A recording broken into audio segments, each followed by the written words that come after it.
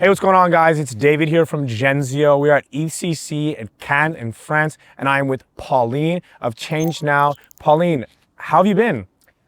Oh my God, so much stuff has happened. It's hard to tell how I've been. I've been all sorts of ways, but mostly good. Mostly good, mostly busy, doing a lot of work, promoting ChangeNOW for all of the eyes to see.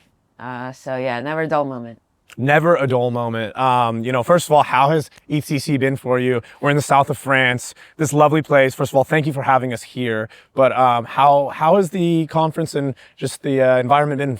You know what? I can't say like I had super high expectations for ETHCC because again, I'm kind of used to like bigger conferences like Token 2049 and Bitcoin Magazine's events, Consensus, and ETHCC has been a lot more quaint, Yeah.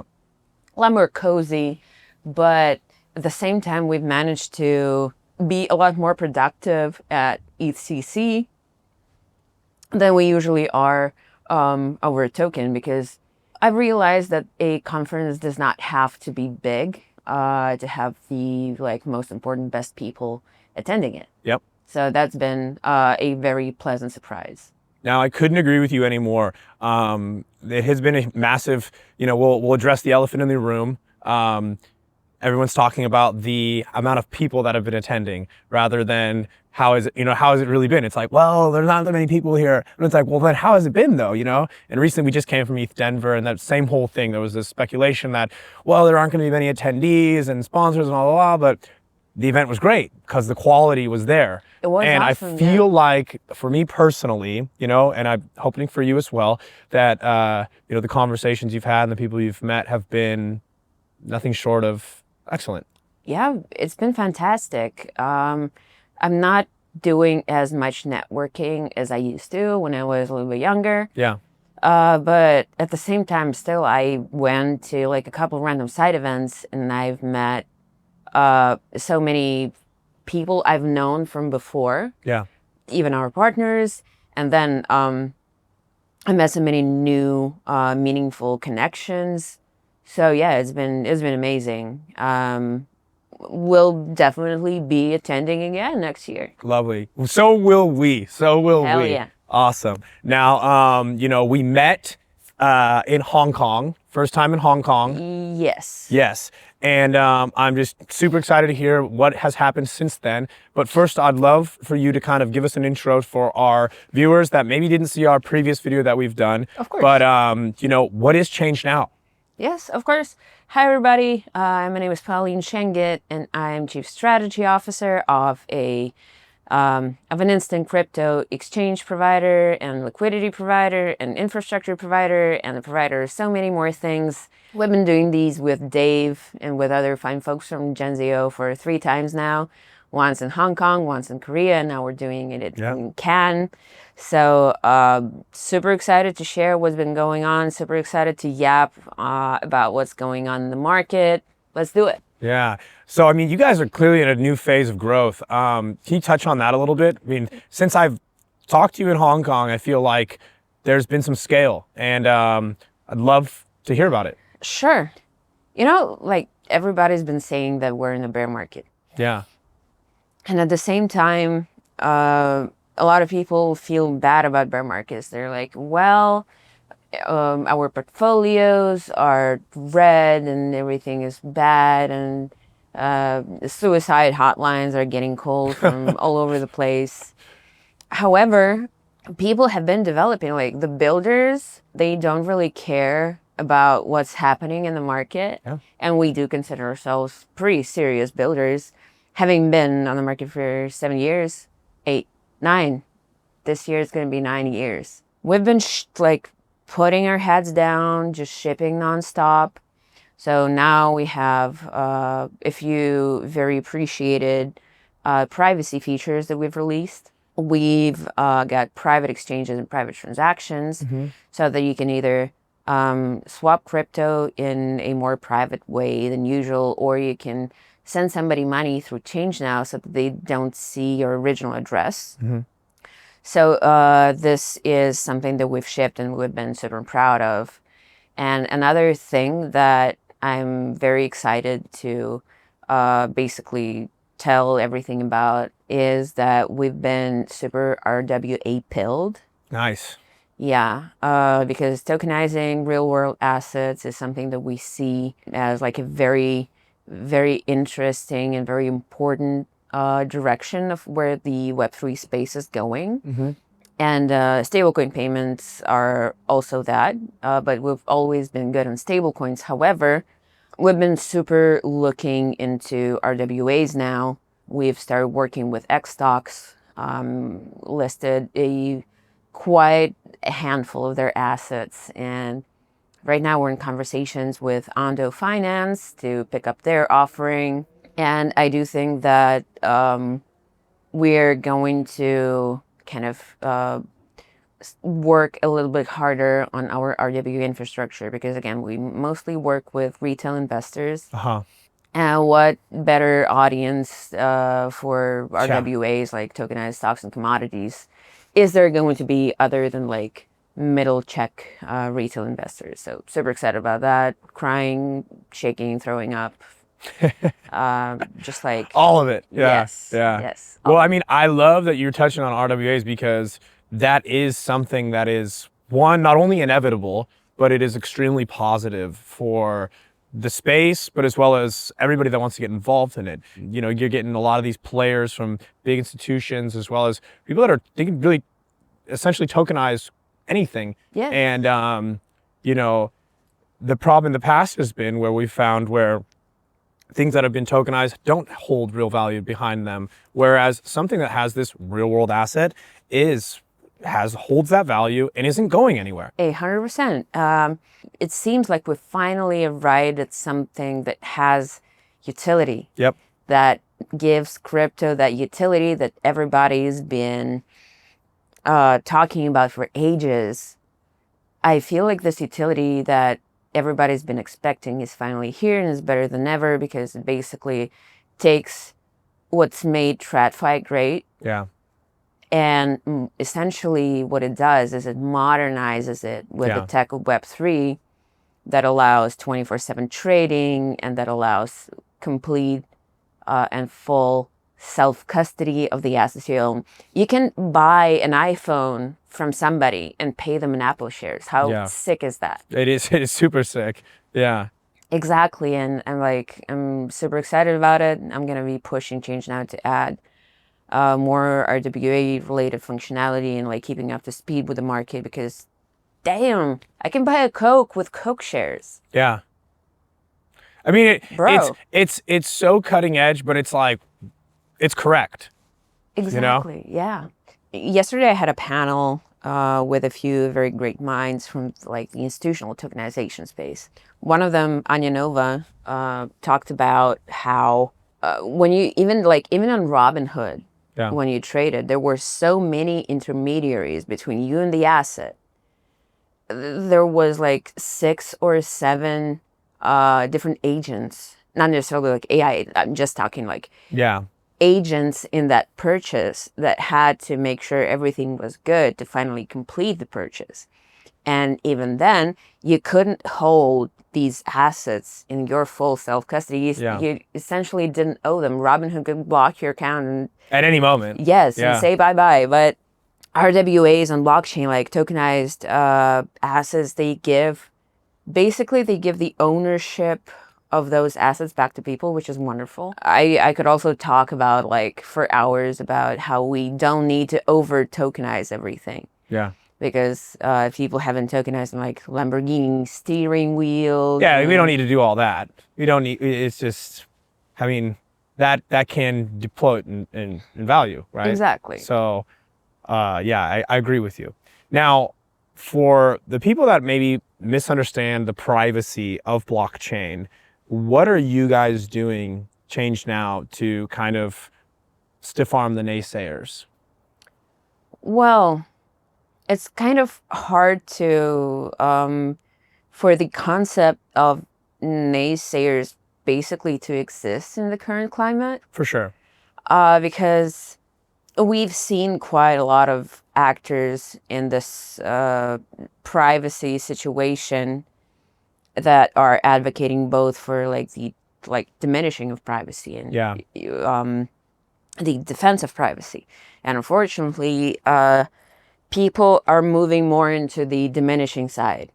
So you've got AI agents who can identify basically anybody on the internet in the span of seconds. You've got big tech social media players like Meta that is currently heavily lobbying for the repealing of Section 230. They are fighting to fighting for the Clarity Act.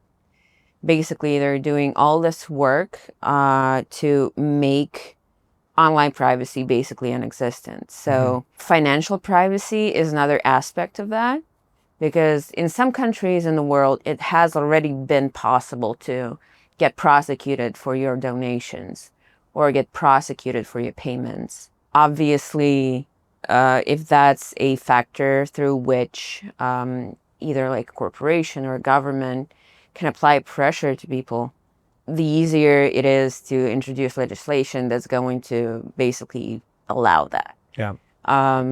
Again, like FOSTA SESTA, Kids Online Safety Bill, Kids Online Safety Act. Responsible privacy is very different from just using privacy coins to get drugs or something. For sure. Yeah. Because it's very different. Yeah, exactly.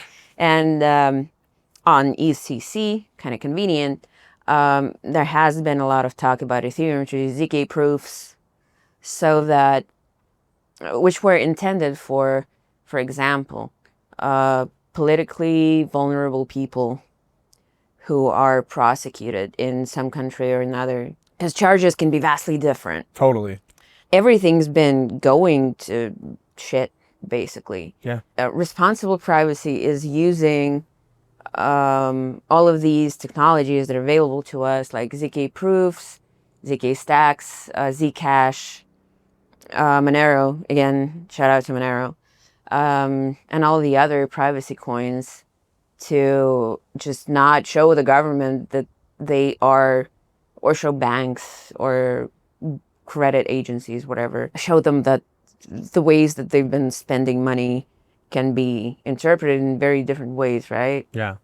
So financial privacy allows you to avoid that. Okay. And now limit orders are another major update. What user need did that feature answer, and how does this move ChangeNOW toward a more advanced trading experience? Limit orders are something that's been widely requested by both our clients and our wallet partners. Yeah.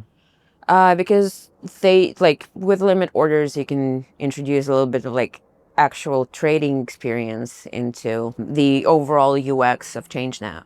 So basically, it's fairly straightforward. Limit orders allow you to invest in a little bit of a smarter way. Yeah. So that, for example, if you want to sell your coins, but you want them to sell at a certain price, you can just set everything up, and then you can just walk away from your computer and you can live your life.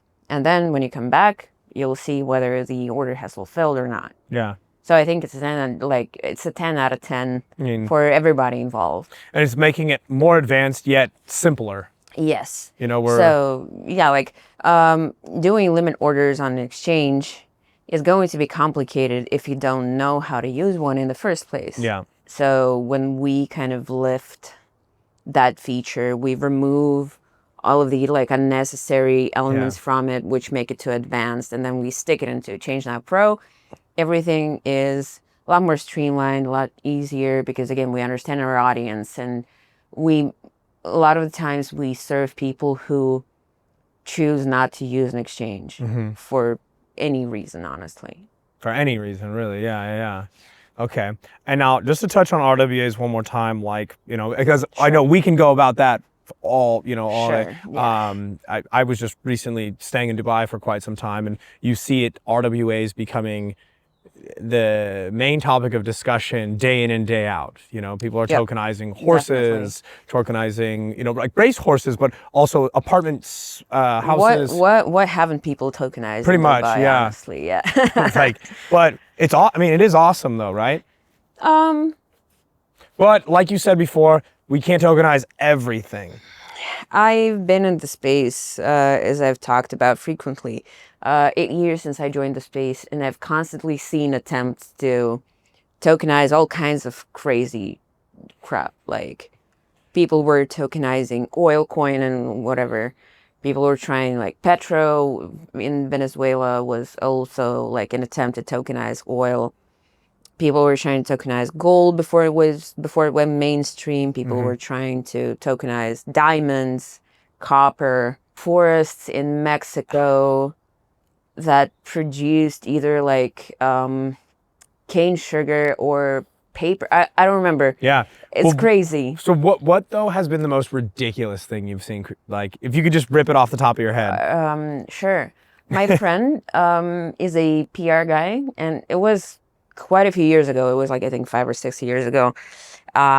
He was working for a PR agency, and basically back then they were willing to do PR for almost anything. Yeah. Like, he admitted that it was basically a scam, but he was tasked with making it look legitimate and cool. So basically, yeah, those were these forests in Mexico. Like, he doesn't even, like, when he told me this story, he doesn't even remember what exactly they were tokenizing. Just land. Could be. Yeah. Very well could be. I don't know, listener, if you would like look up Maya Preferred. Maya Preferred is the asset that my friend was working on to legitimize.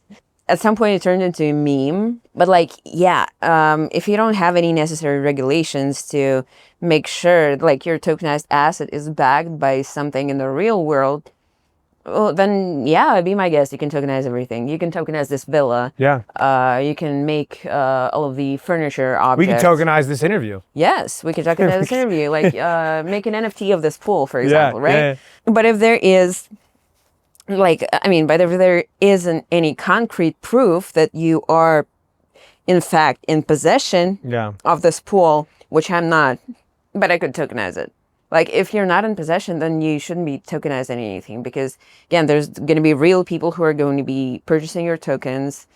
They will most likely want to receive dividends, as is with RWAs, like Xtalks does dividends. Ondo, I'm pretty sure, does too. You can go as crazy as you want. Like, again, as you might have mentioned, like, people are tokenizing Pokemon trading cards. Yeah. But they're, like, putting the cards into a vault. They're all, like, PSA graded. And every single card has a price. Yep. And there's an scored, whether they're in like inside of a plastic. Oh yeah. Oh my god, I used to watch so many videos of people just like mass unpacking Pokemon cards, like ripping packs.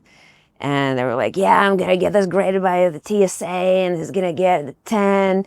If it gets to a 10, it's going to be like $4,000 or something. Yeah. And yeah, sure. Like, what the hell? Sure. Go ahead and do it. And if you do prove that you actually have those cards appropriately graded, appropriately like sealed and whatnot in your vault, then like, why not? Why not? Yeah. But if you're like tokenizing the steering wheel of a non-existent Lamborghini in Dubai, then that's probably not nice. Like, you probably shouldn't be doing that. No, you should not. Yeah, for sure. Well, okay, so, you know, like I mentioned before, we met in Hong Kong, and we've seen you at other conferences as well. And your presence at these conferences is actually pretty key. And now, including here in Cannes and in Paris, what do you hope to achieve by being present at an event like ETHCC? Honestly, the dumb answer is like, gotta keep myself relevant. Yes. Hey. But at the same time, we have been working quite a lot to increase awareness of ChangeNOW in general. Yeah. Because up until fairly recently, we've been kind of low key with our brand's presence. Mm-hmm. So right now I'm like working fairly hard on that. And aside from that, we're looking for wallets like crazy. Yeah. And there have been so many wallets around here.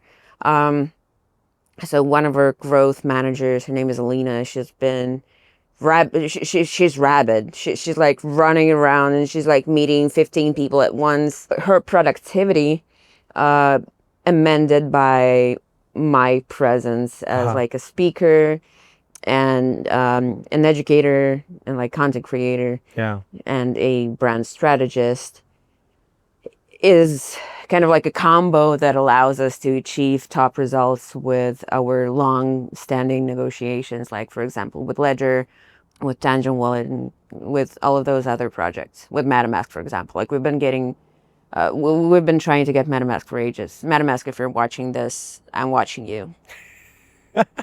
Come on, MetaMask, tighten up.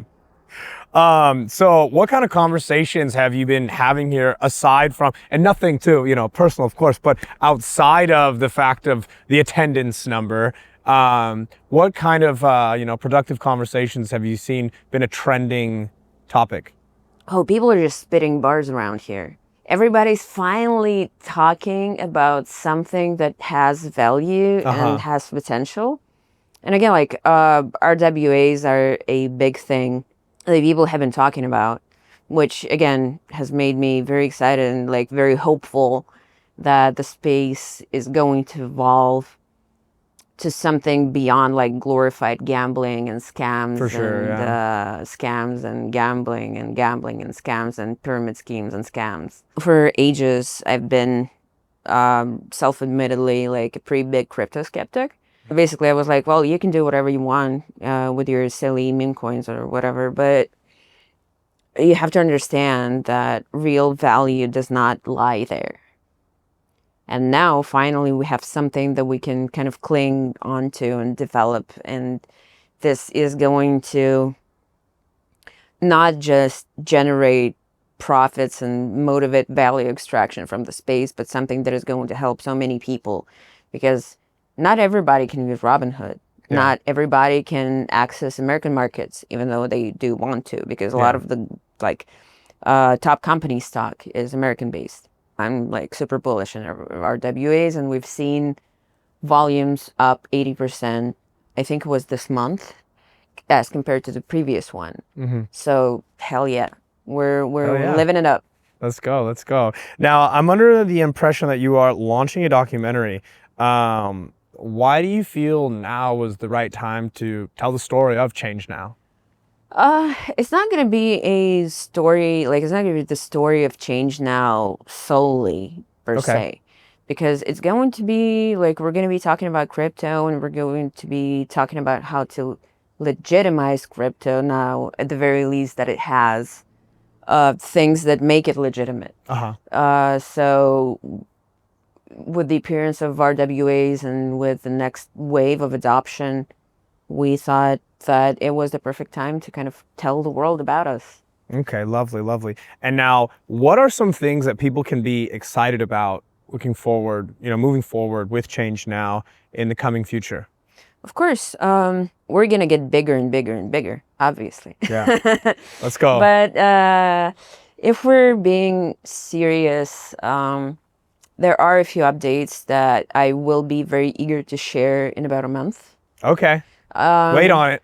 Yeah, because we're cooking quite a lot of stuff up, which I'm not yet authorized to talk about. Fair enough.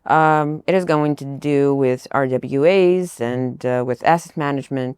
Basically, our goal is to become the everything crypto app, and that thing that we're working on is going to like bring us that much closer to that. Okay. Well, thank you. Everybody be ready for this announcement. It's coming. And also, one thing I really always like to ask as well is some insight and word of advice from your perspective. Everybody's perspective is different, and everyone's journey has been different, some similar, some not. But love for you to share some insight kind of on from not only your journey, but just your perspective now, the position that you're in. And for somebody on the outside of Web3 or crypto in general and that want to get involved, and what should they want to only anticipate but also know beforehand? Your privacy matters more than you think it does. That's the first thing. Second thing, meme coins are out. Like, don't bother with them. Just don't. don't do prediction markets, it's gambling. And be cautious around AI coins because 99% of those is crap. Yeah. So yeah, this is my insight. That's fair advice right there. I love it so much. All right, guys, that was a fantastic conversation with Pauline, discussing everything that you can be excited about for Change Now. Pauline, it was an absolute pleasure, and I'm extremely grateful for the time with you, so thank you very much. Thank you so much for having me, Dave. It's always a pleasure. Always.